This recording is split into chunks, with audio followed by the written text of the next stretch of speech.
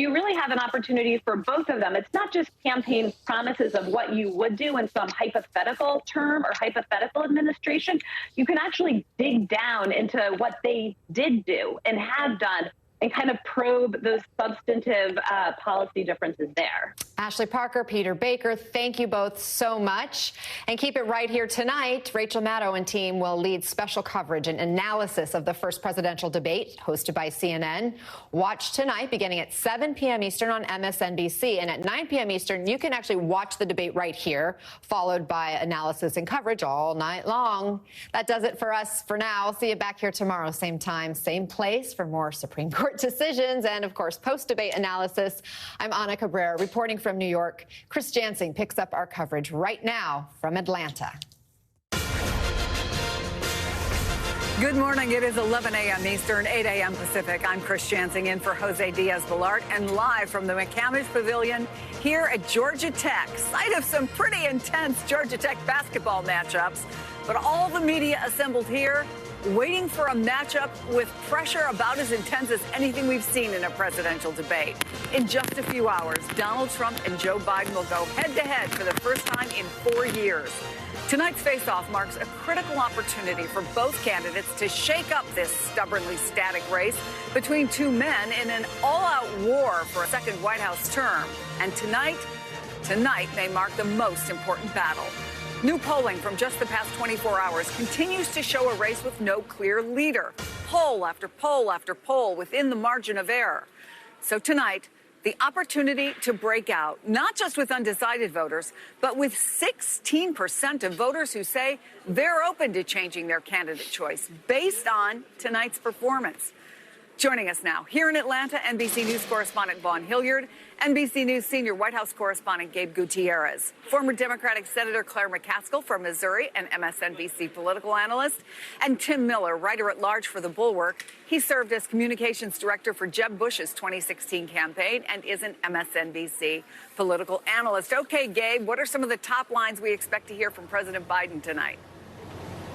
Hi there, Chris. Good morning. Well, look, President Biden is expected to try and make that clear contrast that his campaign has been talking about for the last several months, differentiating himself between current President Biden and former President Trump, and also really hit the issue of reproductive rights. Just within the past hour or so following that Supreme Court ruling, the Biden campaign out with a statement that women's health, lives, and freedoms remain in peril across the country because of Donald Trump, essentially tying the former president to these abortion rulings that we're seeing right now. The other key point for the Biden campaign is something that they've been making since the start of this election season, that Donald Trump remains a threat to democracy. And that's something that we expect them to hit over and over again. And interestingly, Chris, this will be the first time that we see these two candidates in such a setting after January 6th. And we expect President Biden to really hit former President Trump over that, his decisions that day,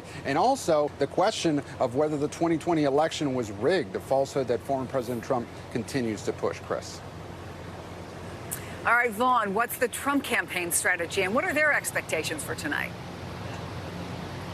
They've been very coy about what the expectations are for Donald Trump here. Let's be very clear. They have suggested that he is doing little in the form of traditional debate preparation. Of course, at least that's what they are telling us. And Donald Trump has suggested the same, that he doesn't need to go into a room for 2 days. He doesn't need to go on a retreat for a week to prepare for this moment. So you can make the case that tonight will be evidence of what Donald Trump's preparation, whatever exactly it looked like, will amount to. But so far this morning, in just the last half hour, we have the first words from the former president in the form of social media posts. One in which he says in all caps, quote, "Joe Biden is a threat to democracy and a threat to the survival and existence of our country itself," with 3 exclamation points. There was a question of whether Donald Trump would potentially try to moderate or at least come in with some poise onto the debate stage over the course of these 90 minutes.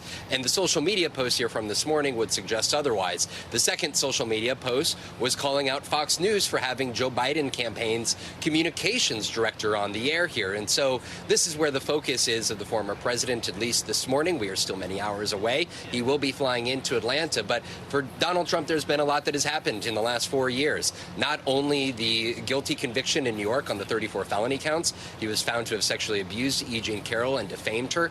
He was found in a civil trial to be liable for repeated financial fraud and fined $350 million. Of course, he has 3 other criminal trials that are pending. All of that since the last time he went on this debate stage. And the question for Donald Trump is, to what extent can he turn the direction on policy and what a second Trump administration would look like as opposed to a second Biden administration, and push aside any of the other clouds that have loomed over him since leaving the White House in 2021, Chris. Vaughn Hilliard and Gabe Gutierrez. Guys, thank you so much. Okay. I got Claire and Tim here. Should we get ready to rumble, or do you think they're going to? I'm tense. I literally, I'm getting texts. I'm getting texts from people who say, I don't know if I can watch tonight. What is going on? I just think, if you care deeply about this country and you see where we are at this moment in history, you realize that there's so much at stake. And it's very rare in a campaign that you have moments like this that can, in fact, now, if everyone does as expected, if Biden does well and Trump is Trump, I'm not sure it moves anything significantly, but the potential to change, if Biden were to have a very bad night or if Trump were to have a very bad night. And they know it, right? Yeah, they know it. If you think we're tense, imagine how they feel. Well, what is it like? I mean, it was a little different when you're in a primary debate, but you lived through that with Jeb Bush. Yeah. What is that day like? What's today like, you imagine, for these campaigns? It's nervous day of for people who are like on the normal spectrum of, psychotherapy. I don't know. It seems like Donald Trump's... This is a good job? Yeah, it seems like Donald Trump's watching Fox News and trashing it on social media. So I don't know what's in Donald Trump's head, what he's doing today. But for the rest of us, it is anxious, right? There's a lot of buildup. The thing isn't until 9 o'clock. You can only do so much prep on the day of. You feel over-prepped by the time you get to the day of. I had candidates wanted to go to a movie that day, which made a lot of sense. Did you do that? You went to see I went to a movie. Get your mind clear. Debates, That makes sense to me. You want to clear your mind. Could you pay attention to the movie? Oh, yeah. Now you could. You want to be distracted. You want to have your mind cleared. So I think that, and why I think today feels so anxious is we can just be honest. The stakes of it are unbelievably high. We've never had a debate where one of the two candidates attempted a coup during the last election. And then the other candidate, Joe Biden, for all of his strengths, there's some concerns. This isn't really his top strength. He's done pretty good at debates in the past, but, when you see him out on the stages, he was good at the State of the Union, but sometimes he's a little rickety. And so I think that adds to people's anxiousness. He's done like 40 debates, literally, according to the Wall Street Journal, 40 debates, including the vice presidential debates when he was running with Barack Obama. Does practice help?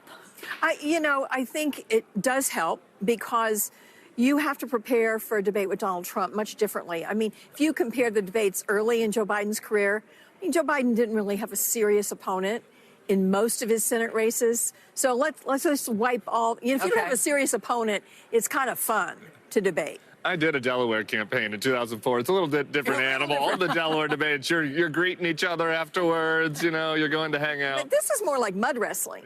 Yeah. This is really more. He's got to be willing to go down to a level that it's not easy for him to do because he really feels strongly about the dignity of the office. But I think he knows he has to get down there and mix it up with Donald Trump. Donald Trump is going to be all darkness and insults and all the things that Joe Biden isn't.